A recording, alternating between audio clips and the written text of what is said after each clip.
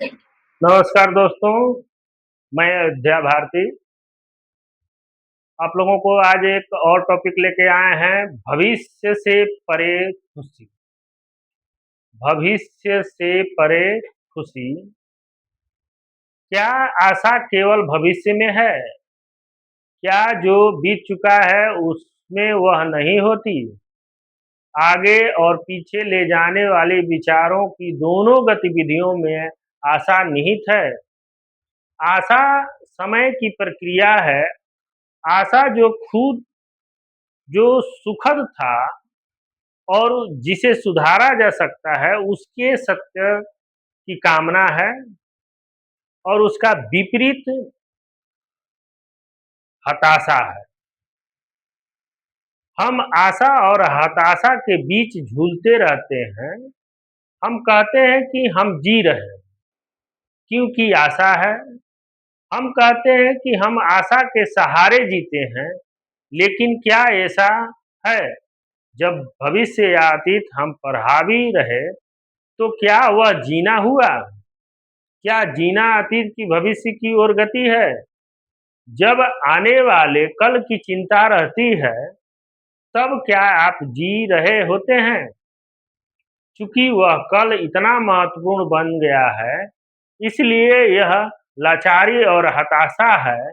आने वाले कल की आशा की खातिर आप आज की बलि चढ़ाते हैं, किंतु खुशी हमेशा इस पल में होती है जो नाखुश है।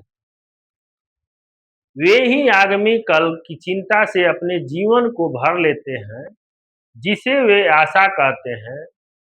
खुशी खुशी प्रसन्नतापूर्वक जीना तो बिना किसी आशा के जीना है।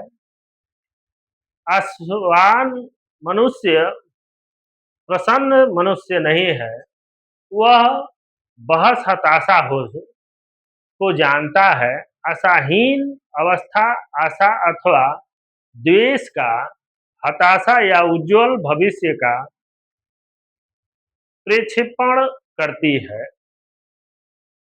क्या एक ऐसी अवस्था नहीं है जो न की आशा है और न ही आशाहीनता है? वह एक ही अवस्था जो परम आनंद है। जब आप स्वयं को खुश समझते हैं, तब आप में आशा नहीं थी, है ना? पहले आप आशा और आशाहीन स्थिति का सत्य देख लीजिए।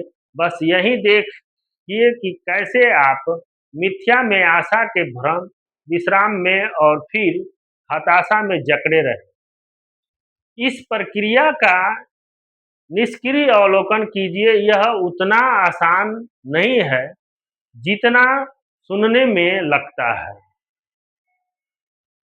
आप पूछ रहे हैं कि अप्रसन्नता की अवस्था में कैसे रहा जाता है? क्या यह प्रश्न ही आशा पर आधारित नहीं है? आपने जो खोया उसे आप फिर से प्राप्त करना चाहते हैं, अथवा आपकी इच्छा किसी साधन से उस पर पुनः स्वामित्व पा लेने की ही है। यह प्रश्न कुछ प्राप्त करने की, कुछ बनने की, कहीं पहुंचने की इच्छा को दीप्त करता है। न जब आपके सामने एक उद्देश्य है, आपकी दृष्टि में एक लक्ष्य है, तब आशा ही है। इसीलिए आप अपनी अप्रसन्नता में फिर भी से अटक जाते हैं।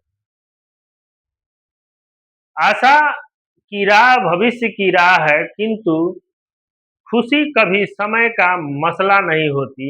जब खुशी थी, तब आपने कभी नहीं पूछा कि उसमें निरंतर कैसे रहें। यदि आपने यह पूछा होता, तो नाखुशी का स्वाद आपको तभी मिल गया होता। आपकी समस्या अप्रसन्नता, नाखुशी है, और उसे समझने के लिए सभी समस्याओं से मुक्त रहना आवश्यक है। इस तरह का वीडियो देखने के लिए हमारे वीडियो को शेयर कीजिए और चैनल को सब्सक्राइब कीजिए। जय हिंद।